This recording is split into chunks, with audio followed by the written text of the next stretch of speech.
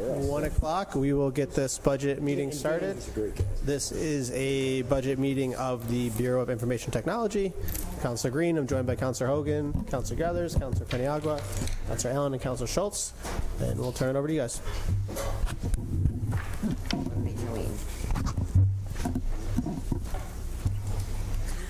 90 minutes. Hey there.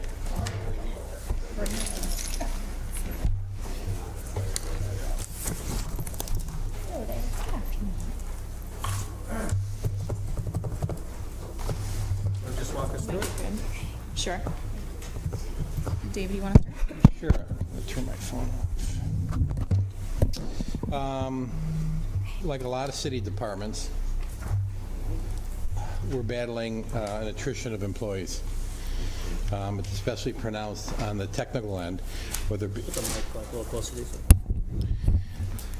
like a lot of city departments, we're battling an attrition of employees. It's especially pronounced in technical positions, whether it be IT or the mechanics for the fire department trucks or DPW. We've lost a number of longtime employees over the last few years, and despite our best efforts to advertise internally and externally and attract suitable candidates, we're having to rely more and more on outside consultants for our day-to-day work. That's the nature of the beast. A lot of companies are doing the same. They find themselves in the same boat. So if you look at our roster, you'll see a number of vacancies that we haven't, they're not purposeful, but we just haven't been able to attract the right talent. At the end of the day, we still have to get the work done, so we've shifted some of those payroll expenses, those dollars, over to professional services. That's relatively pronounced on the nuts and bolts IT end of it. Kelsey's had a little more success, and she's been very flexible how she's approached some of her openings, and she's found success doing that. I'll let her speak to those openings. Sure. Good afternoon, councilors. Was this good, Councilor Green? Okay. So, so we've had, over the last couple of years, we've spent a lot of time getting creative in the recruiting for the digital services portion of the IT team. And, whether it be through apprenticeships or just, other ways of recruiting, we have gotten really close to a full team. We do have a couple of vacancies. We've had, in the next 3 weeks, we are going to have a key member of the team depart, who really wanted to stay working for the city but is ultimately moving to New York City. So, he's been a really strong contributor, so that position will be vacant. One of the most difficult positions that we've had in filling is kind of like a senior program manager position. Just kind of the same narrative, I guess I'll add to that, is just, salaries are really competitive in the market, so that's where, any of the kind of creative approaches that we've tried to fill that have fallen short. In order to staff that to get the work done, that's where we've leaned on a third-party contractor with a very creative consulting company name, Deer Island Bait. How far are we from being competitive? Very. Depending on the industry, for a technical program manager position or a senior program position, it can be double, at least. What about municipality-wise? Still very, so Rochester's salaries for a similar position are 20 to 30,000 higher than what we are capped at. And even locally, you see some of that, not to that extent, but a similar position at the county is probably 10% higher. And at the school district, it certainly is. And I'd say 10 to 15% for the local municipalities. But if you have to go outside a municipal and you look at it, it's 25, 30% higher. Now, is that with all the positions listed here? Excuse me? Is that with all the positions listed here? Yes. Yeah, that's pretty standard across all the positions. I think it's even more so for some of the more technical positions, and that's where we've had to get creative in how we hire and how we kind of train on the job and how we do the upskilling on the job through apprenticeships or other kind of programs like that. Okay. So we've had success. Of course, it takes a little bit longer to get the resources where they need to be, but that's an investment we're willing to make because it opens up the hiring pool of city residents. It allows us to actually hire city residents that might not have the traditional credentials or backgrounds that we have. Gotcha. Now, given the rankings here, of course, with the grades, and I see all of that. With the vacancies, what is a priority? Like, what is like a necessity right now? Granted, I'm pretty sure that you guys have moved, different positions and responsibilities in the office. But with these vacancies, which one is priority that you must have that you find is going to, causing you to lack a little bit? So I kind of look at it like two sides of the house. My side of the house, core IT, is nuts and bolts, making sure the electricity's on, the network's running, that sort of thing. While we haven't been any more successful than anybody else at being able to hire. Hiring that out as hiring a consultant to come in and do that, I wouldn't say it's easy, but that talent is readily available. And we have some real long-term relationships with consultants who have been with us for decades. So we've been very fortunate with that. It's not again easy, but you can go out and hire that talent for the core nuts and bolts stuff. On the other side of the house, Kelsey's had to get creative, and she's been pretty successful at that. Yeah, so I would say the priority within digital really has been getting the resources to deliver it, and we've been successful in doing that. So really the strain right now is we're delivering these projects, but we don't have a full bench on the help desk side of things to actually sustain and maintain the platforms. So it's kind of like there's a lot of pressure, which is good, from the departments to digitize, to get things transformed and make operations better through digital transformation. However, then when we're ready to kind of transition it to the help desk for, oh, this isn't working, I need my password reset, all of that, pretty common things that happen after the implementation, that's where the bench isn't as wide, and that's where we have trouble hiring for a variety of reasons. So I would take it to say that the tech ops and also the tech product manager, those both tech jobs that you really need those people to be there to monitor that, right? Would you say that, or? In addition, yeah, that's exactly right, Counselor. In addition to help desk is on both sides, so we fall short, I think, on our help desk support for both Kelsey's side, as she articulated, and Dave's side. But also, as we discovered, we're taking on some of these larger and larger transformation projects. It's the change management and the training as well. So it's, Kelsey's team does the technical part and the software technical part. Dave's team does the hardware technical part. But the change management and the training, which we can outsource, but it is not as efficacious to outsource. It really would be better if we had those resources inside, and they're hard to attract. Gotcha. So why aren't we increasing our salaries to be competitive with Rochester or the county or the school district? So the compensation study that is in the process of being completed, and we're going through now, will certainly target these, but we will likely, they'll target anything technical, anything that has a certification, and this is definitely, IT is definitely a certification world, as opposed to some of our other departments. We will likely be somewhere between 50, depending on how the study comes out, 50 to 70% of market. So we'll never be able to, and that's just a reality that we need to accept. We're never going to be 100% of market. That market moves far too quickly and grows far too fast for a municipality to ever anticipate competing there. So to Dave's earlier point, finding the right balance between outsourcing, so the fractional use of somebody's skills who can attract a huge dollar amount, our ability to keep that person busy at the dollar amount that it would cost us to hire them just isn't there. But we can use 25% of them, and somebody else can use 25% of them, and somebody else uses the other half of them. So that fractional use versus, to your point, Counselor, what we absolutely need to build inside, where we can keep somebody 100% busy all the time. That's where we target our salary dollars. So are you saying that it's cost effective to outsource because of the 25% need in Yes. all the different areas? In certain positions, it makes sense. In others, it does not. Yeah, Because of the stress of training. It's palatable Right. in some cases. Could we get What about the package, right? What you, Yep. yeah.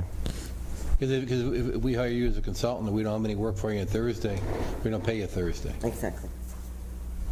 And one other thing I wanted to mention, you know, our teams are struggling filling the right people in the right positions, but I don't want to lead it down the road to, you know, we've got some enormous projects that we've taken on. These are hard projects in the best of times. So this is not preparing for an excuse about projects we're struggling with. The projects that this administration has given us the green light to go forward with are truly transformational. The timekeeping project, that's been needed for 25 years. quick question, even in regards to like how quick was multiple questions here. I'm having a Councilor Majok moment. With the amount of like, when you get out of tech school, right, or when you go to college or something, like how quick is a person picked up from their degree?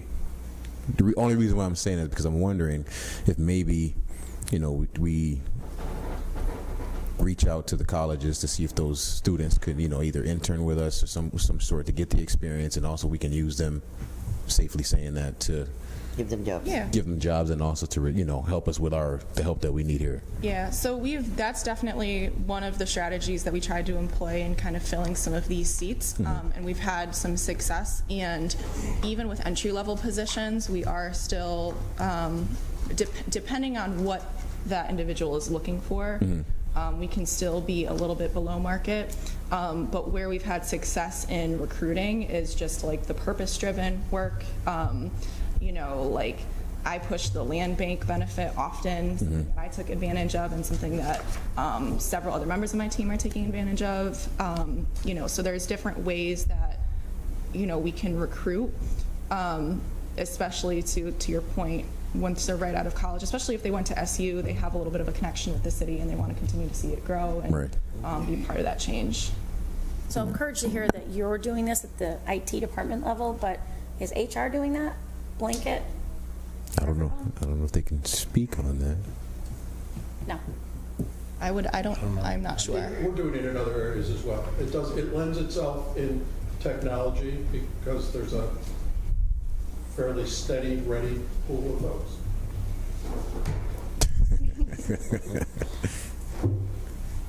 We are doing it in other areas. Technology, it works very well because there's a steady and ready view of folks. But to the point, are we doing it enough? Probably not. Apprenticeships are a growing trend in the human resources arena outside of the traditional areas of apprenticeship. So Kelsey's program that she developed, when, you know, the first that the city ever did, is absolutely being duplicated in other areas. We're doing it with the cadets in public safety, so we are certainly trying to duplicate it and leverage some of the things that some of the union folks have known for years about apprenticeships and leverage that in other areas. I'm glad you brought that up. I was actually talking about just anybody you're trying to recruit. You're proposing the land bank perk and all the other perks that working with the city does, but just like the cadet program, the counselors asked for flyers and things that you're using to recruit. I mean, We're the front line out there with the community, so if you can equip us with that, Certainly. some of your best cheerleaders and recruiters. So, that said, we need to get more sophisticated in the way we recruit. We are still coming off of the tradition where folks lined up to work at City Hall because it was a great job and it was a permanent job and it was state benefits and all of that. It's just not the case anymore. So, somebody mentioned purpose-driven. That's really significant, and we find that a lot. Nico uses that a lot in API. We're recruiting folks that are far outside of folks that we would normally be able to attract because it's purpose-driven and because we're doing cool work. We need to make some of our other departments cool as well. Would you know what's the percent? I'm sorry. sorry. Would you know what's the percent of students that come in for internships that would then be hired? to keep? I don't. That's a great question. I don't know the number. We do a lot of summer employment. We do a lot of internships. I don't know what our retention number is. We'll look into that. See if we can find it for you. I mean, I would think that having students, majority of them not being residents, coming from other far cities like the New York City and stuff like that, they probably want to go back home too. So You'd be surprised. We have a For the right amount, the stay. budget office has a fellow right now that's being paid by Bloomberg who went to Harvard but's from Watertown and picked us, from 3 other projects that she had because it was close to home and she was interested in working for the city. So you're absolutely right, Counselor, but it's something that we can take advantage of. You got thousands and tens of thousands of students here. We should be better able to leverage that collective brain power. How do we find out about the internships, apprenticeships, summer programs, all that? Is there one-stop shopping on the website, or? Yeah, there isn't a one-stop shop, but it's something that HR needs to definitely get on top of. Agreed. Okay.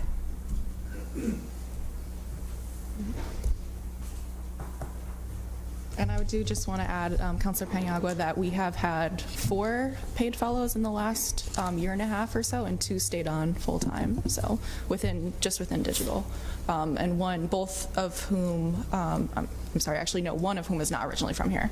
So he stayed for the last couple of years. He's actually the person that's leaving. He spent the last... It's hard to retain. Yeah, he's been here. He's originally from Puerto Rico. He's been here for the last... Christian. Oh, I know Christian. Yes, Christian. So, but he stayed. He was...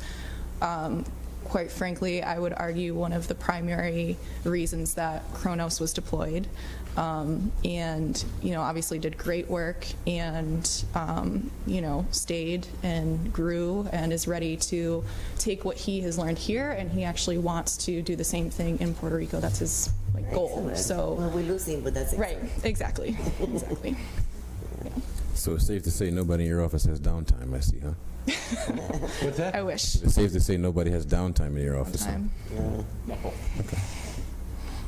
We're more of a trampoline for them to move on. Yeah, absolutely. Yeah. Can I ask why the web design specialist is zeroed out? What was that, and why is it no longer? Yeah, so that was actually, we just did a create and abolish for that title, so that the new title is that responsibility with some additional program management responsibilities. So it's the same, they're doing the same thing. It's just it was like a promotion for So that where individual. are they? They're the zero. They're an information systems coordinator, and that is Lyles. Yep.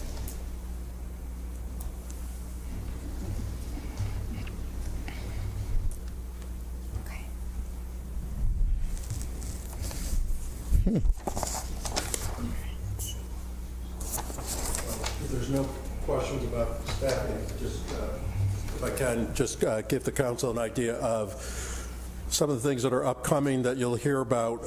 We've got a number of IT and IT-related projects and consulting reviews that are coming to a close, and we'll start giving you the results of which.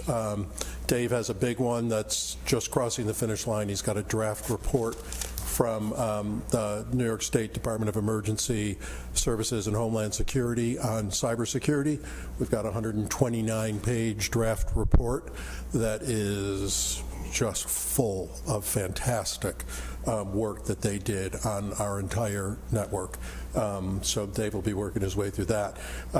We just finished with a group called InDev that the council approved a few months ago at the end of 2022, did an operational review of the entire IT organization, made some really dramatic recommendations for the way we organize and manage IT, and we're consuming those recommendations at this point. A couple key changes that we've already implemented. Ernst & Young has partnered with us on a couple things. They just finished and did their initial report on our the next phase of our payroll and HRIS requirements. So we did time and attendance with Kronos. The next piece is to retire AS400 payroll system, and we need to identify what the successor system is going to be there. Ernst & Young has given us an initial recommendation on where they think we should be headed there. And then human resource information system, a system that we've never had as a city, and one that you ask us about all the time when you ask us about, you know, where we are and where folks are and how we're tracking applicants and bringing applicants in. So we're looking at that. Fuss Charles is just about to complete. We're expecting their report in the next couple of weeks on the in-place review of PeopleSoft as it stands, the accounting portion of PeopleSoft, and to make some initial recommendations about where we need to go next. And then we're discussing contracting with Ernst & Young to take that the next step further and help us target what the next iteration of accounting should be. Microsoft, we have a one-year fellow that Microsoft is paying for that is doing all of our cloud architecture. So to Dave's point, one of the things we probably should have outlined as far as the budget goes, we are rapidly taking servers, stand-up physical servers, out of service, so that's a hard capital cost, and we are duplicating those in the cloud under the tutelage of Microsoft and this Microsoft fellow. So we're, I don't know, Dave, how many servers have we retired in the last few months? We're probably on the way to reducing our server count by 30 or 40%, which reduces our maintenance costs internally. It does reduce some of our utility costs. But more importantly, it takes a lot of that, takes all the responsibility and risk and shifts it up to the cloud, where they have folks doing it around the clock, full time, and that's what they specialize in. So we're being very strategic with it. Right now, you may have gotten, I don't think we've done, we have done, you guys, we've done a OneDrive migration. Prior to that, all of your storage was on a local network drive here in the city. Now all of it's up in Azure, up in Microsoft's cloud. So that's been a very important strategy that we've deployed over the last year or so. You had a question, Counselor?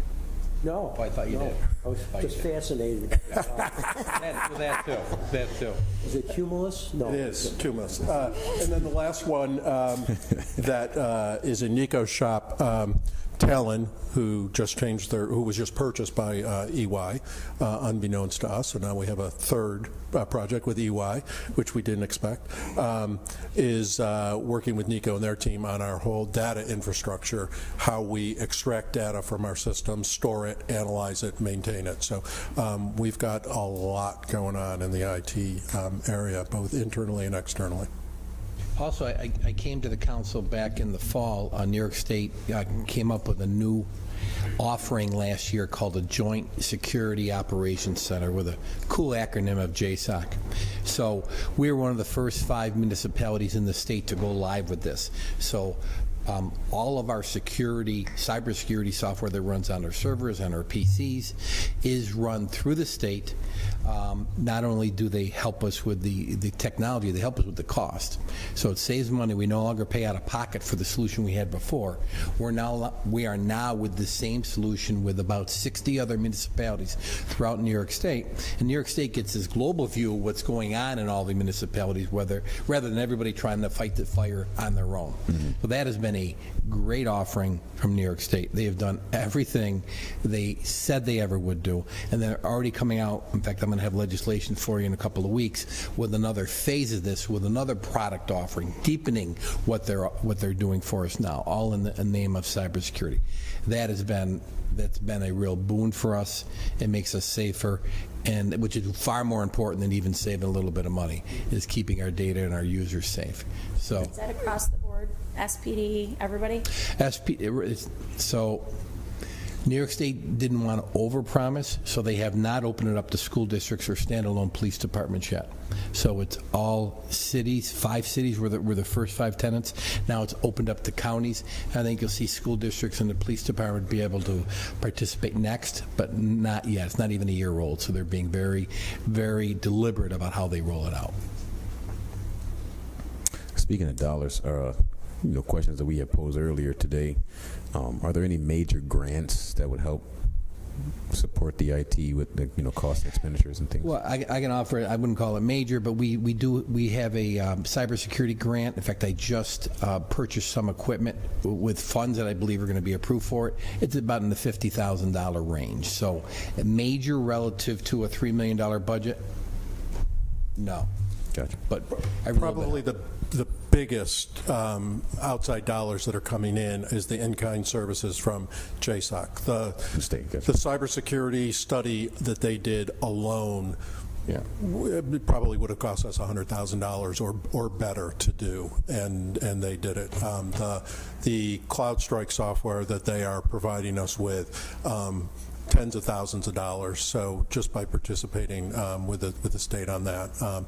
But we'll continue to look. I mean, cybersecurity continues to be increasing concern, and we'll continue to look for ways to subsidize it. That's good. On the workforce development side, thanks, Dave. On the workforce development side, a lot of the apprenticeships with our partnership through MACNY. MACNY provides grants, and they're eligible for grants to do any classes and stuff like that. But that's more on the workforce development side. But it's worth a mention. That's good. So with a 30% reduction in hardware towers, what happens to those towers? Do we recycle them? Do we get any money for them? Do we reuse them? we really squeezed the nickel around here, so there's not a lot of life left in a lot of these. So what we do, if there is some life left, we have a small data center at DPW, and that helps run some of our backups and keeps extra copies of our data. So if a server has some lags, we'll put it out there.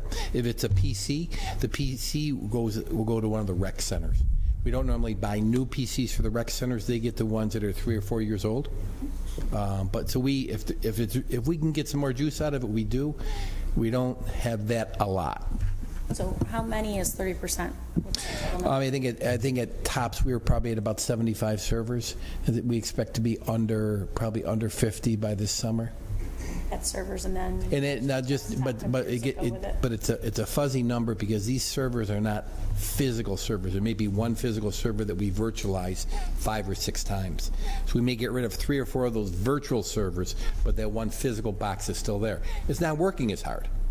Okay, it's not using as much power, not giving off as much heat, but we still can't retire that physical one until that's done. We're doing a few of those as well. So when you retire them, they just go away? Yeah, the workload gets shifted. Mm-hmm. We make sure the data is backed up, and then we have a very deliberate procedure that we follow when we get rid of any machines, whether it's a PC, a server, or a copier. We take the hard drive out. We make sure the hard drive is, there's a degauser at the school district, or the fire department has one too, where we poke holes in it. Mm-hmm. So the hard drive is documented with the serial number. We dispose of that separate from the actual machine, and it's recycled. Can the machine be sold for revenue, or it's just outdated and old? I think just outdated and old. Okay. I think I already said this, but I'll say it again just to make sure. One of the things that the server migration does is change the mix of our budget dollars in IT, so we're not spending as much on capital equipment, physical servers. We will be spending more. You'll see our operating budget go up as we pay for the cloud environment and the Azure environment. Yep. Those are, we can't capitalize those expenses, so you'll see our operating expenses start to increase, but our capital expenses decrease. And that includes like the safety measures to make sure I'll let Dave get into the technicality of it, but that's one of the biggest advantages. It's why we were able to use ARPA dollars, moving to the cloud, letting somebody else worry about the security, letting somebody else, you've got 3 major environments. Google runs one, Amazon runs one, Microsoft runs one. We're a Microsoft shop, so we've moved to Microsoft. They worry about the cybersecurity. They worry about all of that. That's one less thing that, David needs to worry about. David's worrying about the endpoints that access that, but the environment itself is far safer than we can make it ourselves. Gotcha. Thank you. So Frank, would you, I just did a little doodle in here, and if we're 20% different than some of the other municipalities, that would be about $250,000 in salaries, and I noticed we got 6 open positions we can't fill, and we had 5 before. I mean, would it be a policy of the administration to to upgrade the salaries of these folks so we could have a chance to recruit it? Yes, People that are- we have reserved dollars in a special object for the implementation of the compensation plan across the city. Would that at least get us close to the 10% with the county? It will get us closer to the county, I think, maybe not the school district. I think we're still outpaced by the school district. It'll get us closer to municipalities of our side. It'll certainly make us more competitive. It will not solve the problem. We'll never solve the problem, but Absolutely. it'll go a long way to the problem. But we'll be, the county's 10% higher than us, right? Is that what I heard? Yeah. Approximately 10%? Yeah. Yeah, in that area. So I think we can make that up. Okay. But we have vacancies now, so in theory, there's money that's not being spent on salaries. That's So correct. if we could at least effectively bump some positions up. Yeah, but there's not money there for me. I've got to get the job done. So I took that salary for this person that's not there, and I bought a consultant. Yeah. Right. So it's there on paper, but it's not in there in reality. We leverage that vacancy rate. Yeah, that's right.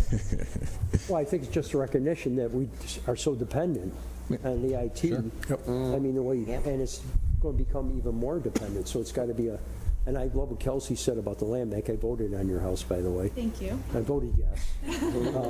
But I mean, that's the type of thing, I mean, I just worry about our recruitment efforts. I mean, it doesn't seem once again, I don't think it's really coordinated. It's, And it's going to get there because we Needs have to- new people. yeah, we are not where we need to be. Agreed 100%. And it mostly not only shows, but it predominantly shows in any department that lives in what I call a certified world. IT is a certified world. Finance is a certified world. Engineering is a certified world. Those people over in that office, in the law department, you could say they're certified too. I've heard. Sue mentioned. They have vacancies over there too. They have tremendous difficulty competing. Tremendous difficulty competing. And we'll never be able to pay a first-year attorney in the city what a Frank sounds first-year very associate negative. He uses never a lot. makes. I do. Yes. I use never Must a lot. be the banker. I'm managing your expectations, Counselor. We'll come close. Is there a tuition forgiveness if you work for a municipality? College forgiveness, no? We do not have a program. There are some federal programs around working for a municipality or a not-for-profit and getting debt forgiven. But a lot of them, you have to be working for like 10 years. Yep. Right. Yep. But So this is one of those departments that have become like a basic need. I mean, without this, we have nothing. we're dead in the water. Exactly. So that was negative. Yeah, something's failing. I'm sorry, Counselor. I mean, Councilor Paniagua topped you that time. Yeah. Nothing. without them. Yes. It's no question. And I think we're going to make some strides this year, but I also don't want to think that it is a cure-all, because as soon as you do a compensation study and you put the scheme in place, it's like financial statements. It's out of date the next day, but it gets us further ahead. So that compensation study, is that something that's happening right now? It's done, and we have a first draft. HR is looking at it. We are not as far out of whack with other municipalities as we thought. We are not, we're below, but we're reasonably competitive with Albany. And you're Rochester, sharing that not with as the much. Common Council at some point. We absolutely will. They're going through it now. They didn't get it 100%, so HR spent the last couple weeks going through the draft. And just so you know, when we were talking earlier, the 10% figure I threw out, that's just my opinion. I haven't seen the study. Yeah. So I know what the IT folks make over at the county and the school district, so. I think it's a reasonably good Yeah. number. Other questions? Close the hearing. Thanks. Thanks, guys. Thanks, Dave. Thanks, Kelsey.